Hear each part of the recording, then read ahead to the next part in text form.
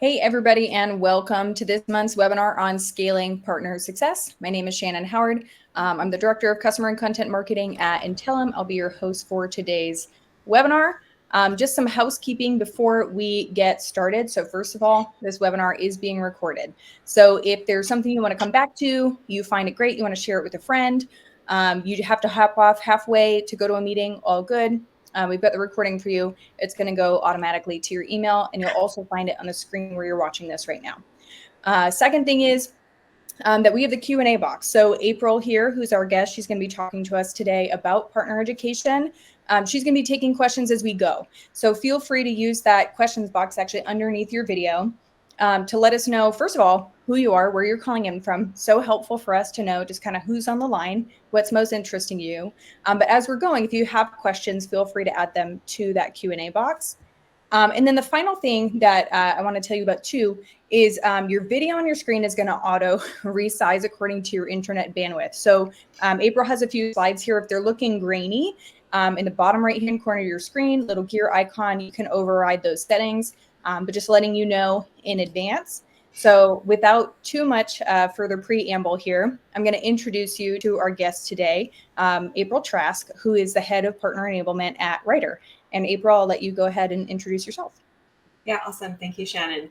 And yes, just to double down before I talk about myself, the fun, boring part, please do post stuff in the question box. Part of what I'm doing today is really making this informal. It's more of a conversation. I don't have like this big structured presentation that I'm going to give today.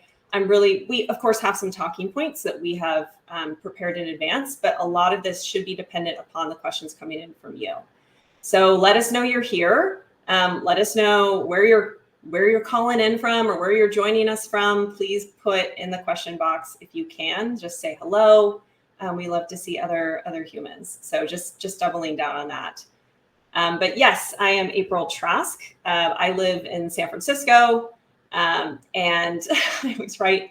I'm obsessed with California. So if you talk to me, I'm one of those people that talks a lot about California and talks a lot about San Francisco and how much I love it in the Bay Area. I'm going to just mention where I am professionally, and then I have just a few of these personal tidbits that I put on the screen. So yes, I head up Partner Enablement and Readiness at Writer, which I'll talk about in a minute. It's a generative AI platform for the enterprise. And prior to that, I was at CrowdStrike, Cloudinary, Slack, and Dropbox. Yay! Hi, Kelly. I'm just going to start talking to people as they come into the chat and saying hi, just to kind of give you guys a little thumbs up. Hey, Kelly. And prior to that, I actually was a history professor. So I did a big swerve into customer education. I have a fairly unique background. May ask why history into tech. I did a second focus when I was in my PhD and my postdoc days in the kind of neuroscience and psychology of learning. That's what my postdoc was in before I went the more traditional academic route. So when I moved into the tech industry, that was the kind of thread that was pulled upon as I moved into customer education, then into high stakes certification, and then into the partner space more fully. So my background is across both customers, certification, partners, as well as academia. So a little bit there in terms of how it's going to inform some of the conversation that we have today. Little tidbits about me. If you know me, you get really sick of hearing about motorcycles. That's most of my life. I spend every weekend riding motorcycles. I also know a lot about bears, and I always put a fun bar fact here to encourage you to grab me at conferences so that I can tell you the story of how I was almost trampled to death by a bull. So happy to be here, happy to chat with folks. Please do post any of your questions in the chat as we have this conversation. Awesome. Well, some fun things to know. And now I wish that I had known about the bear biology and almost getting trampled by a bull before the SEMA conference. So we could have talked about that over dinner. I know. All right. I know, April, you wanted to, as part of this series, right? We're talking about scaling partner success, partner education, enablement. You're going to talk about readiness, and we're going to talk a little bit about what is the difference between partner education enablement and then partner readiness.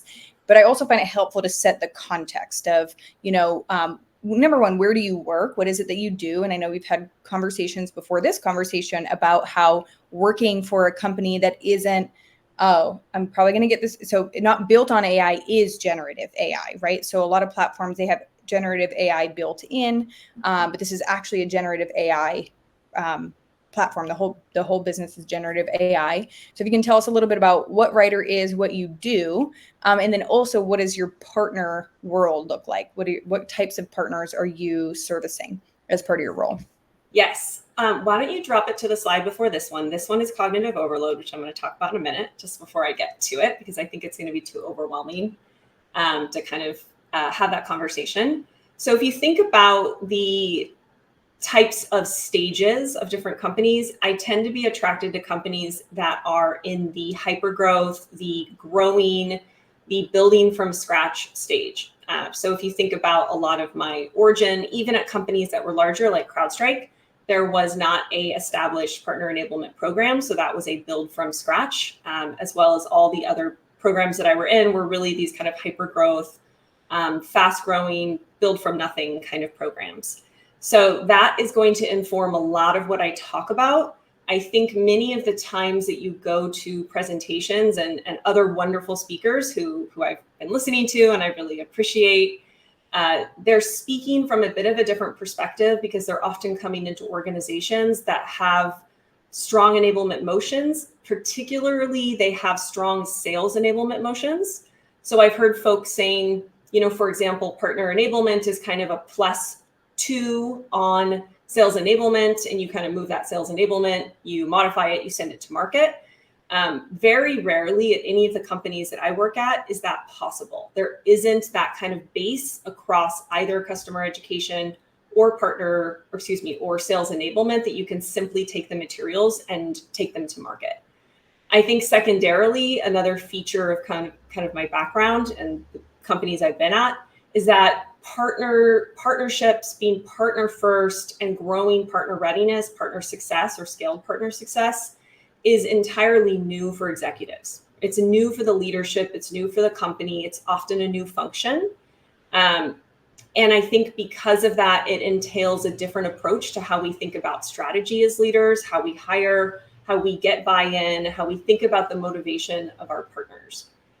And I think that would be the third thing that I would kind of reference to before I jump into Writer is, again, because of the nature of the companies that I've been at, the question of partner motivation is very important.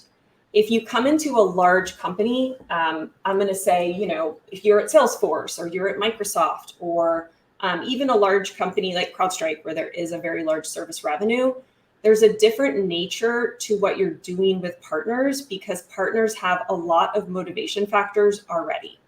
So I'm going to talk a lot about motivation today, but just keep in mind that my perspective is one perspective being a specific kind of stage growth for partnerships at most of the companies that I've been at. So with that, let me just talk really briefly. You can go to this next slide. I grabbed this slide as learning professionals. I think everyone in this room is probably vomiting a little bit in their mouth. This is cognitive overload. There's way too much on this slide for our brains to kind of make meaningful. I did not have time to necessarily fix this slide, so we're just going to talk through different pieces of it, but just know that I am aware that this slide is not in the best practices of us as learning professionals. But I work at Writer, which is a generative AI company that was built for the enterprise and continues to focus on enterprise only. That's one of the things that makes Writer unique and kind of where it's positioned in the market. So Writer itself is originally a transformer company. So if you know what an LLM is, Writer was initially building LLMs many years ago as part of a translation or localization company. And of course, many of us here have probably worked with localization companies. And it evolved through the process of building that technology into a broader enterprise-focused, what we call full stack generative AI company. So that means we have our suite of LLMs, which are enterprise-focused LLMs that are meant to have all of the, I'm not going to get too deep into kind of what Writer is, but I'm just going to say that the point of our LLMs is they fulfill things that the enterprise needs, right? When we think about transparency, security, being able to actually manage and understand how your LLM is functioning, as well as having domain-specific LLMs. And you can just flash to the next page next slide really briefly, Shannon, and then we'll, oh, wait. Oh, you know what? I added some slides, probably, I may have added some slides later, so that's okay. I will simply say we have models that are not just our self-evolving and our reasoning models. We also have domain-specific for medical, for finance, for creative, for CS, for vision. We partner with Adobe Firefly for image. So we have models that are trained not just on kind of the generic training data across the internet, but also trained on things specific. So for example, if you're a medical provider, it's going to be trained on, codes, like medical codes, things like that. So we have a base with an LLM. We also have a knowledge graph, which is the way in which we get intelligent reasoning from your company into the LLM. So you're able to have this really meaningful and actually effective use of AI at your company. And then we have kind of across it, that full stack is we also have ways to actually build these apps, both between the actual users you have at the company, your business leaders, and also your IT. So I'm not going to dig too much into Writer here, but just giving you a sense of, what the company is and how that's sort of informing my approach. So I think with that, we can kind of kick into the questions. I will be happy to talk about AI if there's any questions related to AI in enterprise at any point. It's not the kind of topic of today, but this is also your time in addition to ours. So feel free to ask those types of questions or reach out to me separately. We have there's a lot of really fascinating things to say about the intersection of generative AI and learning in particular, and how we can use these tools not just to build chatbots, but to fully automate with multi-system, what we call agentic orchestration between systems that allow you to transform entire workflows. And that's the case for education as well. So when you think about your own workflows, what generative AI can do for you. So happy to chat about it. I'm not a salesperson, but I'm happy to have that conversation. But yeah, Shannon, why don't we probably get rid of the slides for now until we get questions that relate to them, and happy to kick off some broader questions. Awesome. Okay, so maybe start by telling us a little bit about the types of partners that you work with. So you have this whole, everything that Writer does offers. What types of partners are you working with? And also, how did this motion come about? Because you mentioned that part of your journey has been partners are maybe a new thing, or maybe scaling partners is a new thing. Yes. So I think when you think about the evolution of a partner first motion at a company, and what I mean by partner first is when you think about partners, they're playing a critical function in your entire go-to-market, as well as the extensibility of your product. And when we say partner first, it also means that we're thinking about partners as much as we're thinking about customers in terms of how we build the product, deploy the product, the ways that we invest, things like that. So when you have very large scaled organizations, they're always partner first, because at some point in the evolution of every SaaS product, it's going to be impossible to scale beyond just hiring and hiring and hiring people internally. Like ultimately, there's many reasons to use partners, but the evolution will always end in the place of being partner first. I would say the transition to going from customer first to partner first, or rather partner plus customer first, is very painful. It's painful for a lot of teams. It's confusing for a lot of teams. It causes a lot of thrash. And as a partner readiness or enablement leader, you will be in the middle of that thrash, just as kind of a note that we'll kind of return to. But in terms of that evolution, typically what you'll have happen is you'll have a technology or alliance ecosystem that's getting built as a company matures. And that means partners that are focusing on the extensibility of the product and then the go-to-market motion together. And then you're going to have a variety of whatever your solution partner ecosystem is. And what I would say there is typically you have an evolution from regional and boutique solution partners to more national partners. And then ultimately at some point when you're a big enough fish, you will catch the eye of global partners. We call them GSIs, global system integrators. And that's going to include partners that many of you are aware of, like Deloitte, Accenture, KPMG, BCG, PwC. These are the big kind of lions of the world that are deeply embedded in the largest companies and accounts globally. So typically when you're at a company that's doing the evolution, you'll bring a partner readiness leader in and they're going to evolve with the evolution of partners, meaning that the first thing you're going to do is work with boutique partners. For example, when I was at Slack, shout out to anyone from Slack that's on the call today. We did start with a handful of boutique partners, service partners, and then we moved, I'm assuming, I left, but I know that they moved up the chain, right? As they evolved, as the revenue became more meaningful, as the brand was more prestigious. The unique thing with AI is because it's such a revolution and a critical moment in technology today, right? You think about this being the third big movement in tech, from the internet to cloud, now to generative AI, all of the big fish are really invested. And Writer being unique for the enterprise, we have a reverse motion. So rather than beginning with boutique and regional partners and moving up the line in the typical evolution, we have it reversed. So all of our partner ecosystem are the biggest, most prestigious partners in the world. And what that means is it's a very different motion for me, because you cannot do that kind of incremental scaled growth program, because you're starting immediately with the partners who have the highest expectations for tailored white glove delivery, and the types of partners that are not keen to participate in certain types of scaled enablement, which we can get into in a minute, but just to give you that kind of evolution. So for example, the partners that I work with are all of those partners that I literally just rattled off a minute ago. Those are kind of our core partners. And we are going kind of down funnel to bring up partners that are more boutique or national partners. But ultimately, we have that momentum with the larger partners. I'm long-winded in my answers.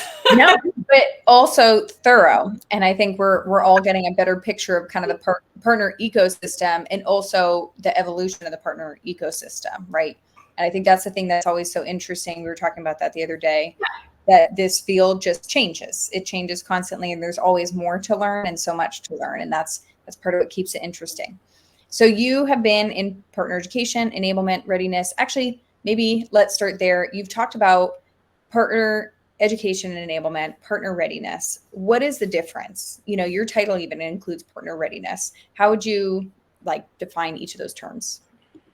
Yeah, I think the way that I describe this, and this is actually going to dovetail a bit into how do you talk to executives, because I have done what I'm about to do right now several times for executives. I usually have a whiteboard behind me, which is really helpful because you can diagram this out.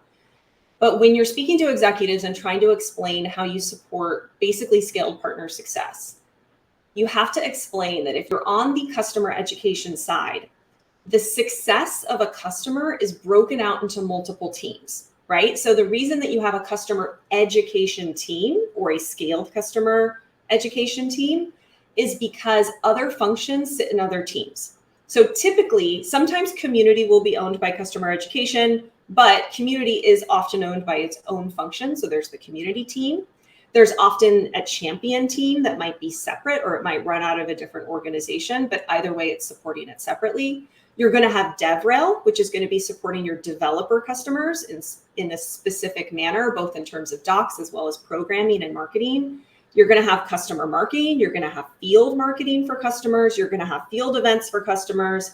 You're going to have the feedback or the kind of survey mechanism teams that are doing the analytics around customers. And then you're also going to have white glove customer training that will be either on your services team or it will be looped into your SA team. And then you're going to have CSMs that are going to be owning that kind of customer success journey and continuing on, right? Like there's probably functions that I'm missing, but if you think about it, you have all of these teams that are kind of encircling the customer, and customer education becomes a spoke in that wheel. The challenge with partner readiness, and one of the reasons, or partner enablement, however you call it, one of the reasons why partner enablement among many typically fails is because executives see it as education. They'll be like, oh, we need to do we need to take customer education and do it for partners. But customer partners have to, whoever is the leader for that readiness, you actually are typically doing a huge chunk of that wheel, right? So you can't just do enablement and training. You can't just say, here's my academy, like, yay. You also have to be owning community. You have to be owning dev, like your dev teams. You have to be owning the events, if they're community events. You have to be owning like basically everything. The only piece you don't own is you don't own what would be the CSM, which on the partner side, that's going to be a partner manager. They've got all kinds of different names, partner director, partner manager, whatever. There's like 1,000 names for them, but they're basically the account owners. And they're sort of a blend between an AE and a CSM, but they at least own that like commercial relationship with that partner. Partner marketing will own a piece of the marketing, but it's usually confined to anything that's revenue generating. So anything that isn't revenue generating will kind of fall out of it. And if you're at a much larger organization, you will sometimes have someone who owns programs. So at CrowdStrike, which she's probably not on this call, but I'm obsessed with the person who owns programs there. There is someone who owns programs. If you're at a very large company, and you might have someone who's running ops. But the rest of it falls to you, which is why it's more about success and readiness than it is about straight up education. Okay, so it sounds like no, but thinking of that bigger scope, and this is something that we heard about at the SEDMA conference last week, is more of that education ecosystem instead of just kind of education as we've historically thought of it. But I think the education ecosystem that they're referring to was more like customer education, and then the way that customer education takes sometimes a piece of the partner ecosystem. And we can show that later in the slide where I'll talk about like where partner enablement sometimes gets slotted into customer education and what the difference is between owning a piece of customer enablement for a certain type of partner and owning partner readiness. Okay. I think there is a bit of a difference in the terms of like the complexity and what you're owning. Okay. Do you want to kind of dig into that in terms of the difference between educating customers and partners? We've talked about often. So you're in where partner education enablement readiness is separate from customer education, but a lot of folks are being asked to kind of tackle more. So what are kind of those key differences? And do you want me to pull up one of the slides? Yeah, I think why don't we pull up slide 10 if this is helpful for folks, which please do post in the chat. Let me know if this is, if we want to talk about something different. Wait, this one? That one. So there's a lot. I think this is helpful for both understanding what is the motivation for your partners, and then what elements of this get often taken by customer education leaders, what elements are owned sometimes by various incantations of partner enablement. So I built this myself. The reason I say this is the world according to April is in my head, I bucketed together certain types of partners based on similarities in their motivations, how they like to learn, and how I like to strategize success for those partners. So this is also meant to illustrate the complexity, and I'm going to show you a little bit of the complexity around. Yes, Alex, I think we're getting to it, but I see a question from him. We'll note it in a minute if we don't get there. The complexity of the ecosystem in general. So when I go to customer education conferences, and this was the case with SEDMA, and I was talking to Dave Darrington, actually, if he's on, as we were walking through the food line, I was saying, I think there's a lot of complexity to the audience, the motivation of partners that is very, very challenging if you're a customer education leader looking in to this field. So I'm going to bucket here, and then I have a couple other slides where I can talk specifically about solution partners. But in my eyes, there's about 5 different general buckets. The first type of partner, and the type of partner meaning that their motivations are really similar and how you enable them is fairly similar, is what I call extensibility partners. But very often those are technology partners, meaning those are other SaaS companies that you have a technology engagement with. So that means they're focused on things like building integrations, or they're focused on third parties building integrations across any other kind of tech partner. And then also your OEM partners.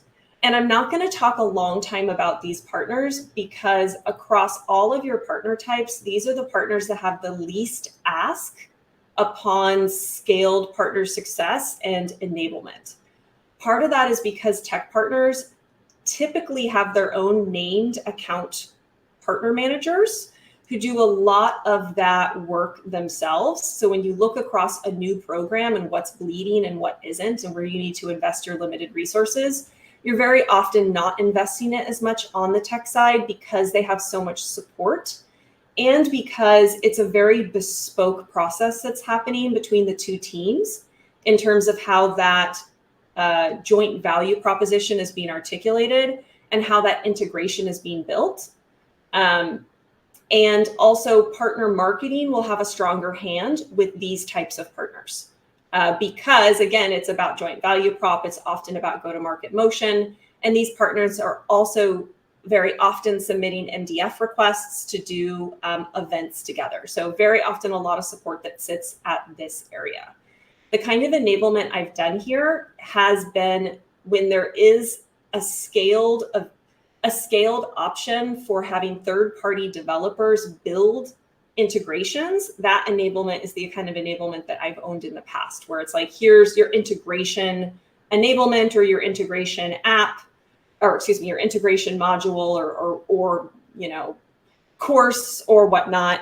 But that's just not a high lift. The second bucket, in my eyes, again, is subcontractor and partner-led implementation services. And these are the partners, speaking to that like ecosystem where it begins to overlap very often with customer education. These are the type of partners that are sometimes are owned by customer education, or they get slotted into customer education. And that's because these partners have a very similar motivation to customers, and they have very similar needs in terms of their performance outcomes. And they are bought in. If you're a subcontracting partner, it means that you are being written in either on our paper or their paper into a services agreement. So you're going to be delivering a very similar service set to what we would either need to be teaching our internal team, or what would need to be taught to our customer developers, admins at that strategic level.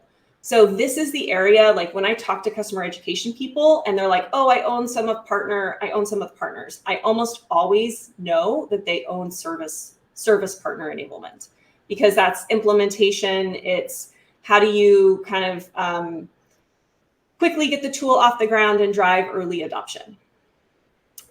The third bucket is ATCs. Those are authorized training centers, and disties. Those are distributors. And then what I call GSI offshore, which means that when you have these large GSIs, those are things like Accenture, Deloitte, they will very often function in almost like ATCs, in the sense that they're so large that they have large learning arms that kind of have these train the trainer programs that distill learning and then distribute them out across their offshore teams. So everyone in this bucket does require an entirely separate strategy, because not only do they need the same type of enablement that you're going to see across some of the other groups, but they're also going to need train the trainer resources. And they're not going to want to use any platform that you own, because an ATC will have its own platform, disties will have their own platforms, and GSI offshores will have their own platforms. So it's very difficult to say, here's my LMS or here's my academy and go into it, because they're going to say, well, can you please just package this up and send it to me? So these type of partners need everything from implementation enablement all the way to sales training, sales enablement, value-based partner enablement. Am I taking too long here, Shannon? I have 2 more to go. No, I'm taking notes because I'm learning a ton right now. This is again, you know, my bucket, and I can kind of explain. This is kind of why I'm bucketing it this way. The fourth type of partner is MSPs. Those are managed service provider partners. So those are partners that will buy licenses from your tool and then are going to resell those licenses and then manage those licenses themselves, manage the tool on behalf of the customer, which is the difference between them and a reseller, where a reseller will purchase your licenses and resell them, but they're not going to manage the tool from their own system or own parent account. So MSPs, I always call them, and no offense if there's MSPs on here, I say they're the hardest partner to enable. And I always tell people, if you're building a program from scratch, you should leave MSPs to the end, like just unless that's your core way to go to market. They are the most difficult because they require not only everything from every other bucket, but they also require training as a CSM, meaning that you have to train them on how to sell, position, solution, which I'll talk about in a minute, solution for your product, but they also have to then implement, troubleshoot, support, and manage. And the process of troubleshooting, supporting, and managing is an entire enormous resource lift in terms of enabling and keeping these partners happy. So that's why I kind of bucket them separately. Thank you for folks putting in chat. I love when people put stuff in chat to be encouraging. And then the last bucket is strategy and solutioning. Now, I'm putting these into different buckets, but just as an FYI, because partners are very, very challenging, there's going to be overlap across all of these. So you may have a partner that does both MSP and strategy and solutioning and implementation, and also might work with an ATC, right? But again, just kind of for the purposes of this, breaking them out and thinking about what their motivations are separately. The last one there is probably your most important one. If you're building a new program, it's where I spend the majority of my time.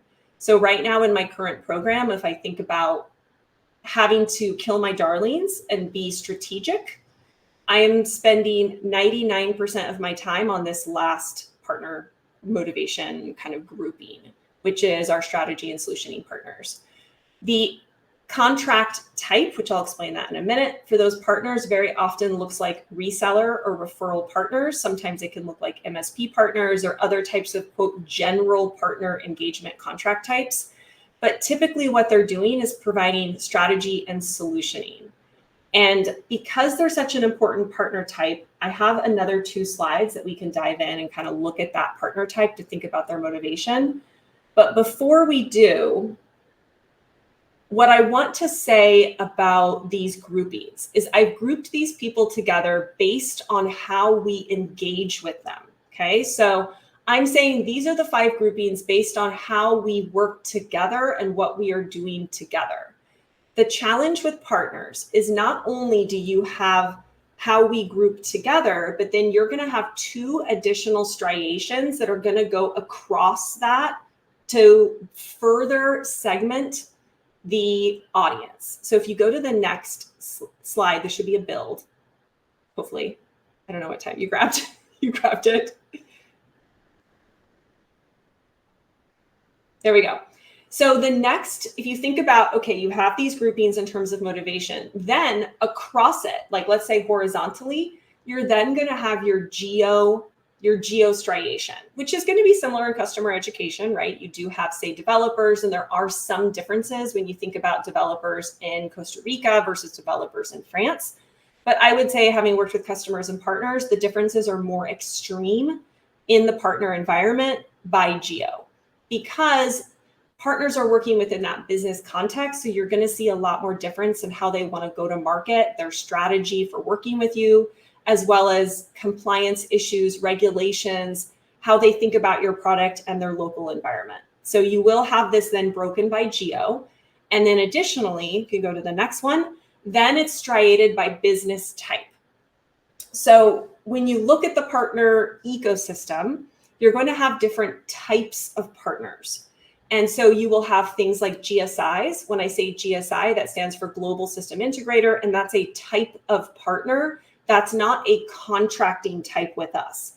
Meaning if I say that person's a GSI, you can't say, okay, here's my strategy for working with GSIs, because a GSI might have five to six contract types signed with you of different ways in which they're working with you. And then they might have multiple geos. So what I would say here is you have to think there are partner types, things like agencies, GSIs, implementation partners, other types of partners that will also complexify this list. But if you're new to partners, I would say focus less on the business type, less on the geo, and start first with how you're engaging with them, which is that initial first list. But returning back to strategy and solutioning, Shannon, do you want me to talk a bit more about that? That's going to be, the slides. I think this is the slides.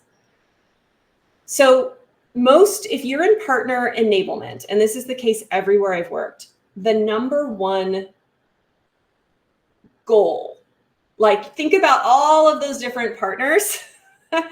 As a leader, your North Star metric, actually, let's see if anyone's in chat. What do you guys think the number one North Star metric is for a partner enablement or readiness leader? Any ideas? I'm going to see if we can have a few more come in here.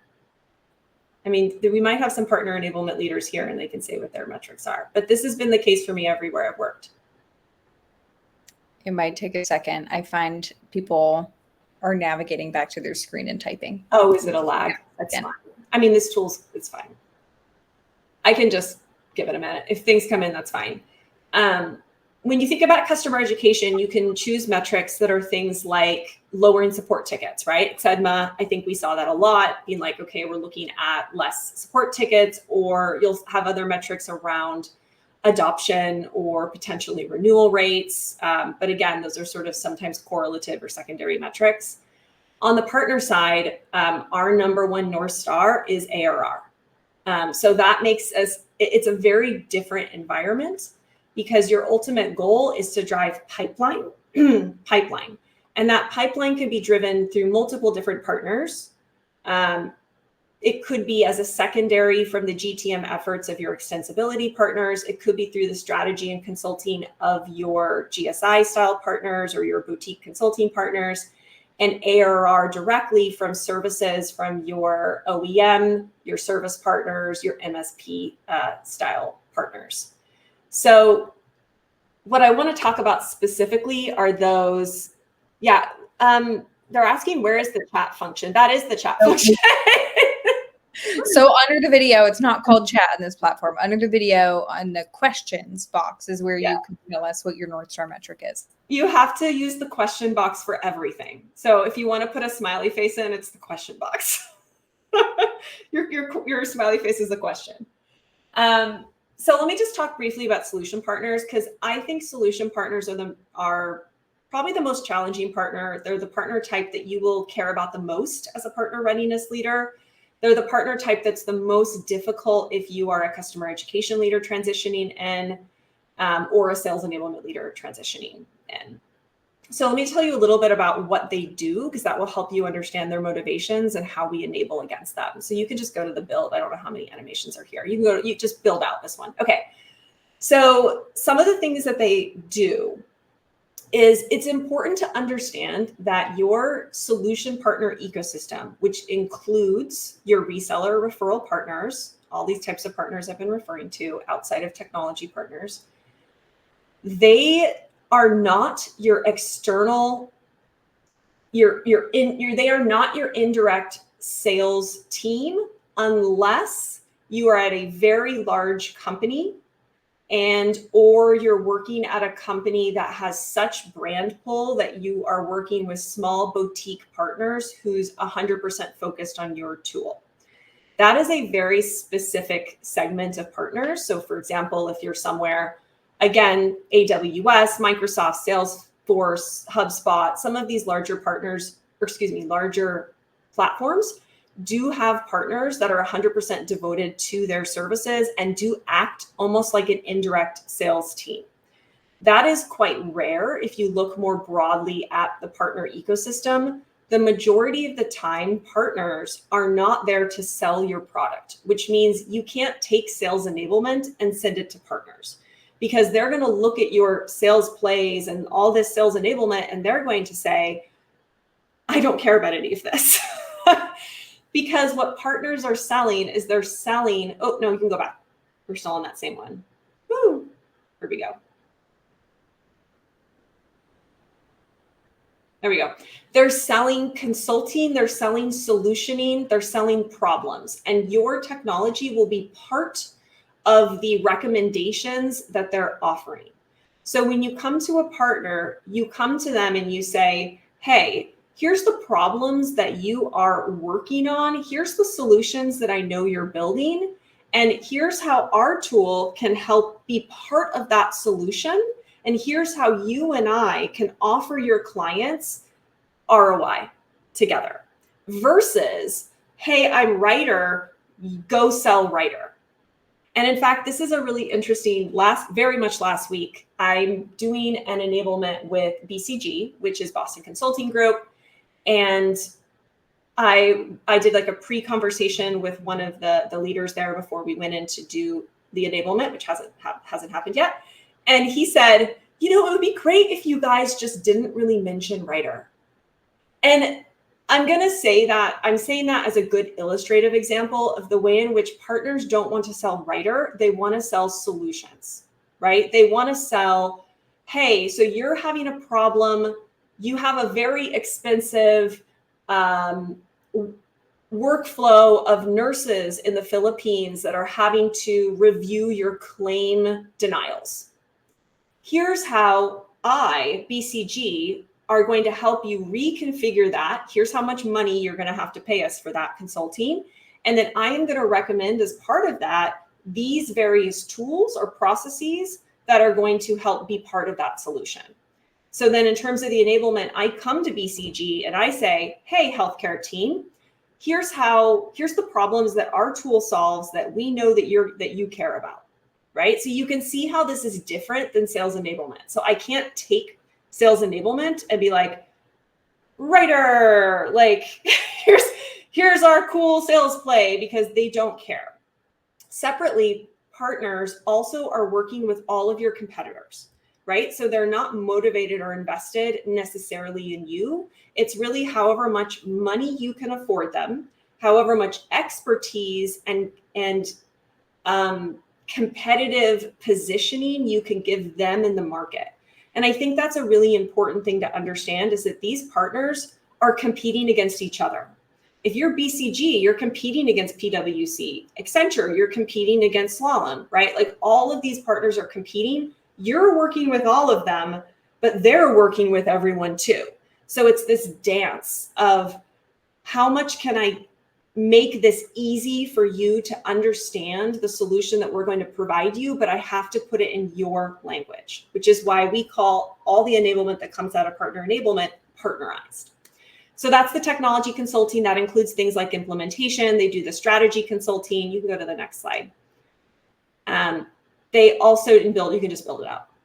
They also offer managed services, business process outsourcing, things like that. That's how they make their money. That's what they care about. They don't care about writer. And in many ways, like I worked at CrowdStrike, which is incredible company. I mean, there was that small incident last year, but incredible company that makes partners millions, billions of dollars.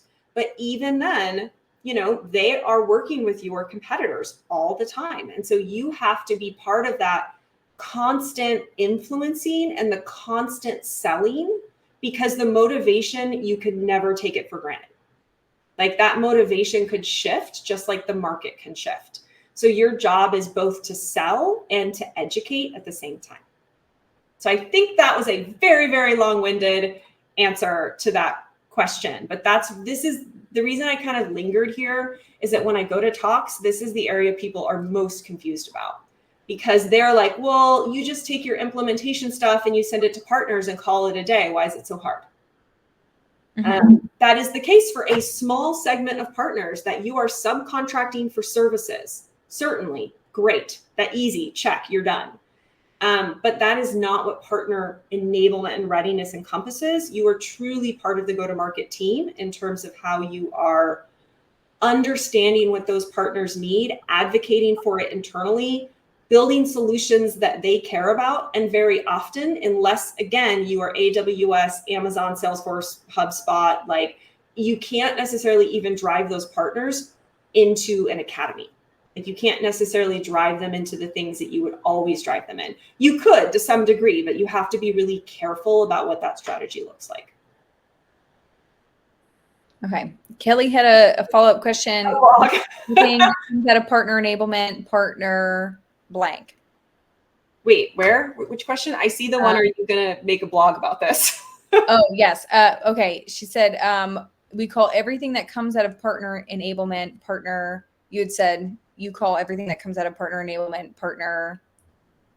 Right. Is that readiness? No, I think it depends. Again, terms are just terms, right? I think the reason that I make a differentiation for executives is because I'm usually coming into early growth programs where they don't exist, right? Mm-hmm. So I need to make a claim for headcount. I need to make a claim for resources. Mm-hmm. And I will try to help them understand the difference between readiness being a broader mandate than simply education, because they will very often just think of training webinars when they hear the word education. So It isn't necessarily that I need my title to be X, Y, and Z. This is just a strategy I've used to explain to executives what that mandate truly looks like. And I would say this has resonated. I encourage you to have a whiteboard. Because I think it is good to be able to kind of show the customer, write all those pieces around it, show the partner, be like, here's all the things you still need, but this all falls on me, right? Like this all falls on this team, which means if you want this to be successful, you need to invest in this team. And that's why when I think about partner readiness, I think about 3 pillars that sit on the teams that I ultimately build. Now, again, when you're scrappy, you have one person, right? But ultimately, in my eyes, there's 3 pillars. There's legitimate education and training. There's what I call program marketing, which basically is events marketing direct to partner when there's no prospect involved. So everything that partner marketing doesn't do. So partner newsletter, community, like website, like all of those pieces. And then there's programs and ops. Okay. I think Nicholas was responding to the question around what metrics are you measuring? So Kelly had submitted around implementation CSAT for some of those services partners, and then also ARR, percentage ARR. Yeah. Nicholas has a number of metrics, which is awesome, like signing an agreement to first close one deal, PIDs, pipeline generated in first 90 days, gives like them a score of maturity. So that's awesome, Nicholas. It sounds like he's resonating with what you're saying about the different types of partners and then partner types and geos. Yeah. If we go back to the idea of partner motivation, so there's all these different types of partners. And one of the things you had said is we can't take partner motivation for granted. What have you found to be helpful in understanding what those partner motivations are? So you mentioned, could you cut them a bigger piece of the pie here? Can you create a competitive advantage for them? How are you sussing these out? How are you, especially if you have multiple different partner types, how are you learning more about their motivations and then building your programs around that? Yeah. Why don't you drop off the screen, because it's not relevant for this. Not that you guys want to see me larger, but so I think, is your question more, how do I learn about that learner profile? Mm-hmm. Like, how do I build that learner profile? Okay. So big challenge, at least again, places I've worked. When you're at larger places, you have greater access to partners. There's more infrastructure in place. You could do the things that we would all love to do. Surveys are, fabulous. You can learn more about partners. I've done roundtables where you can bring partners in and ask questions. Like, that's some of the ideal things. What's very often happened for me is you have to be really scrappy.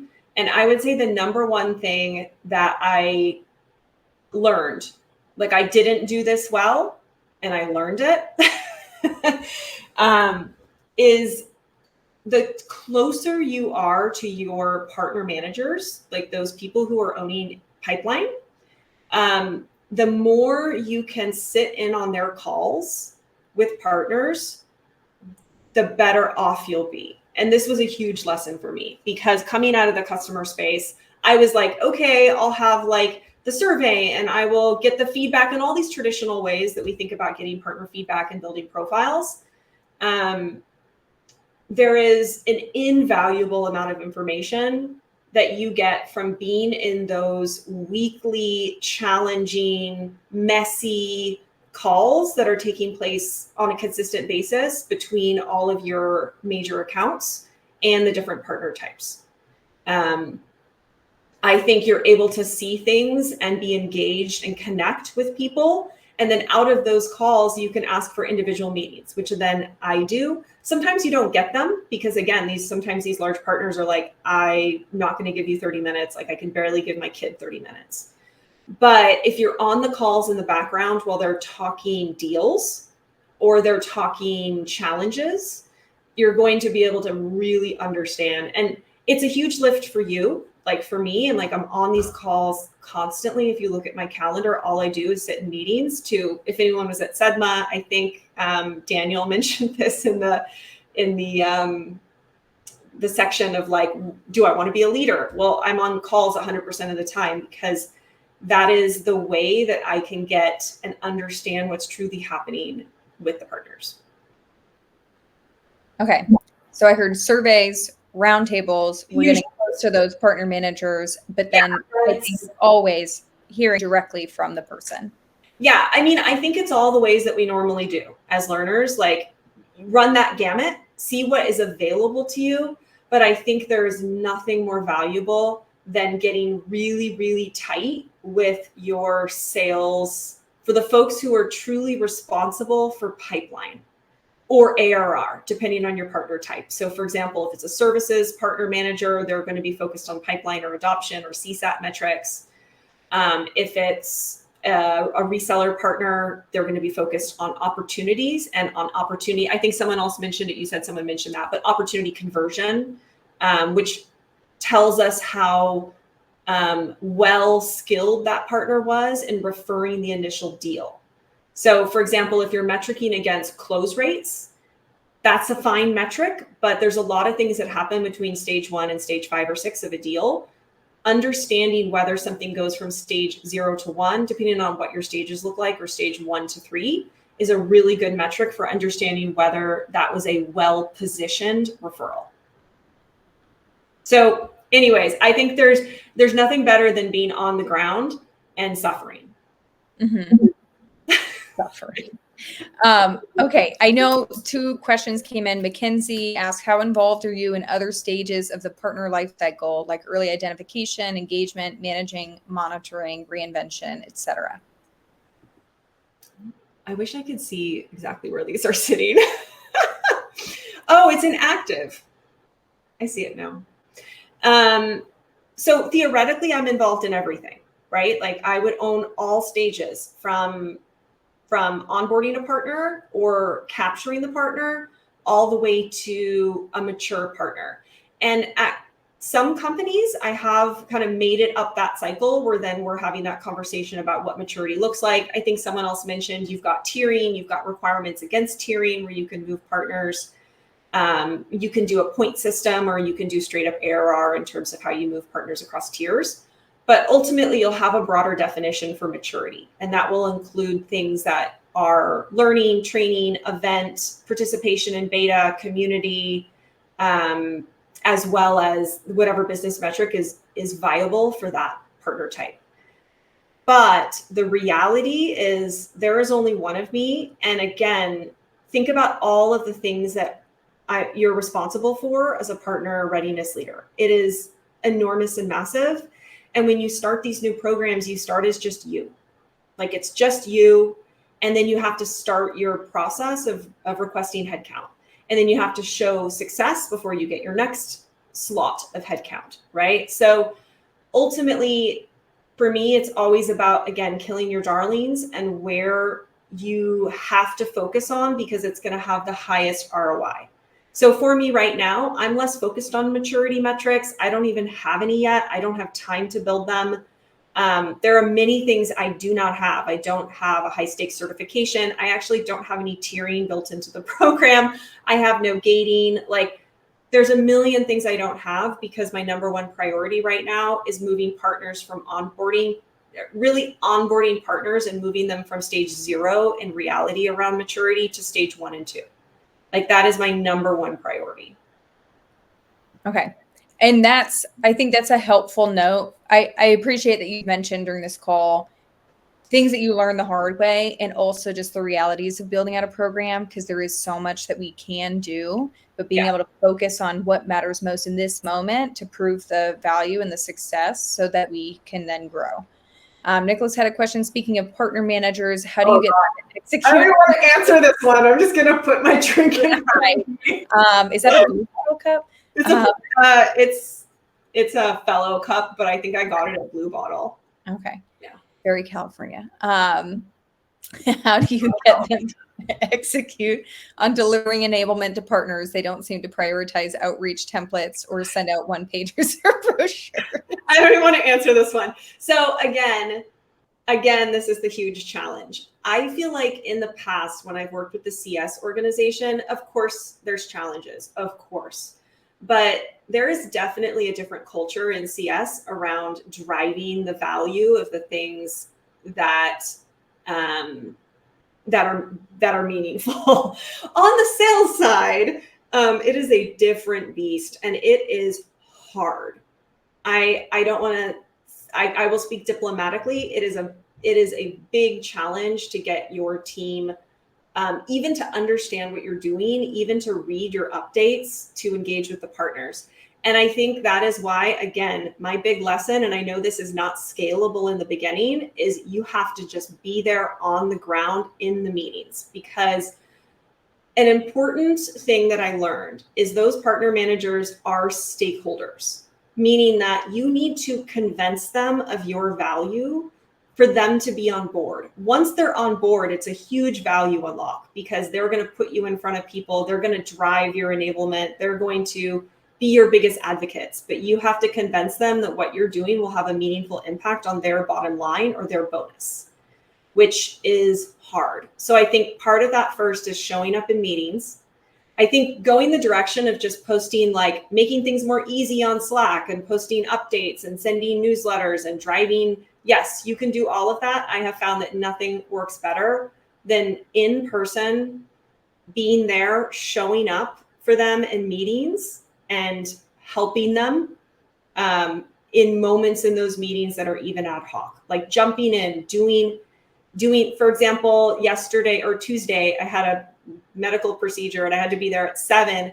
And at 6:30, I hopped on a call for our APJ Accenture. I mean, it's not that big of a deal, but like I hopped on this call for APJ for Accenture to make sure that call with the partner managers went smoothly. And sometimes you aren't needed, but in this case, I was very much needed. And I know the value that was earned.